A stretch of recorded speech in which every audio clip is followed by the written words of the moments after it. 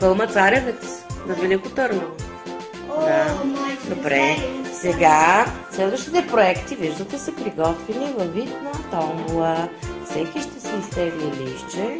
Какви са листчетата? С кои цветове са? Зелено, червено, бяло. И това са цветовете на България. на българското Знаме. Българското знаме. На всяко от тези листчета имаме въпрос за следващия ви проект.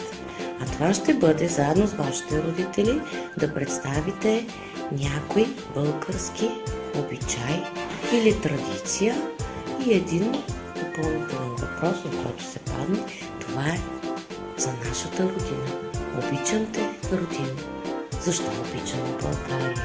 Кои са българските символи? И нека теглянето на въпросите започне сега. Хайде, Георги.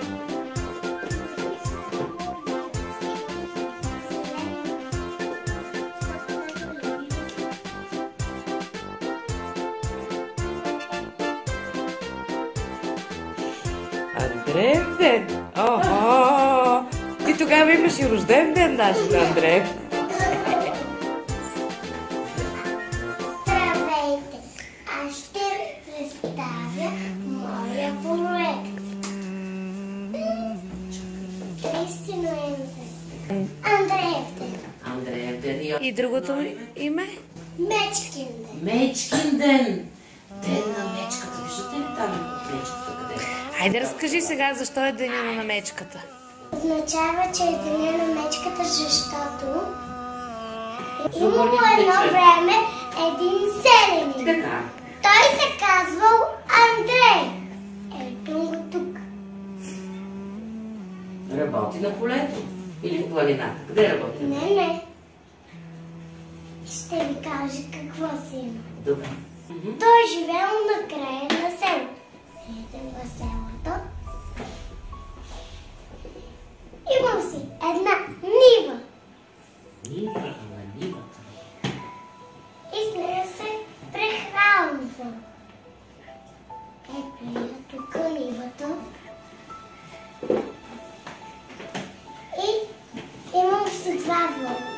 Един вълк и едно рабе. И с него орял нивата, за да се прехранва. Той бил близо до една гора. И сутринта на Андреев ден дошла една мечка. Ето я. Какво станало с тази мечка? И мечката изяла вола. Беше слушала, ще да разбереш. Вола е едното от животните, с които Покажи го там. Андрей си обработва нивата и оре. Тогава, преди много години, са нямали багери, които да им разкопават нивата, за да засади вътре житце, да може да порасне, за да го изхранва. Георги каза, че нивата го изхранва. Значи тя му дава храна, а той засажда храни и за това му трябва головите. И след това Андрей като се ядоса. И отишъл да се борят с мечката. Спорил се с мечката? Да. И той решил да взел работа, закачила и започнал с нея да оре нивата. А, така, виждаш ли какво наказание получила мечката? И какво И стана? от тогава нататък Андрей станал покровител на мечките. Опитомил ги мечките, всички мечки му служат. И ги е страх от него. Ето го.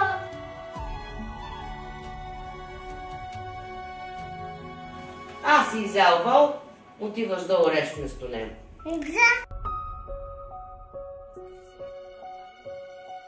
На Андреев ден жените не трябва да пилят, да полетят, да шият и да правят домашна работа. Друго, тези семена там. Я да видим какво да ядем на Андреевден.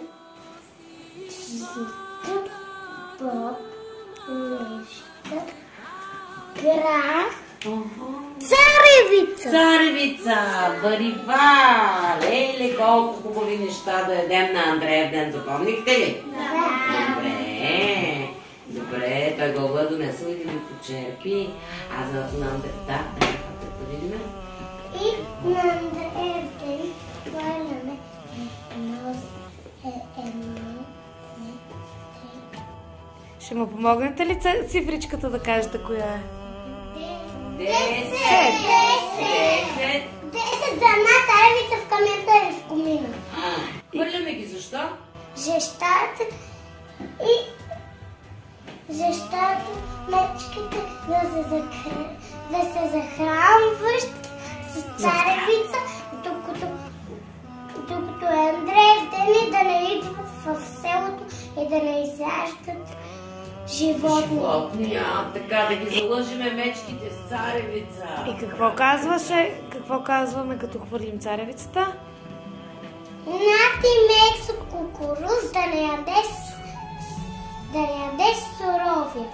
Още има на Андреевден. И още какво ще ни покажеш на Андреевден? Какво се случва? И на Андреевден да се умръща. Рожден ден, Гого!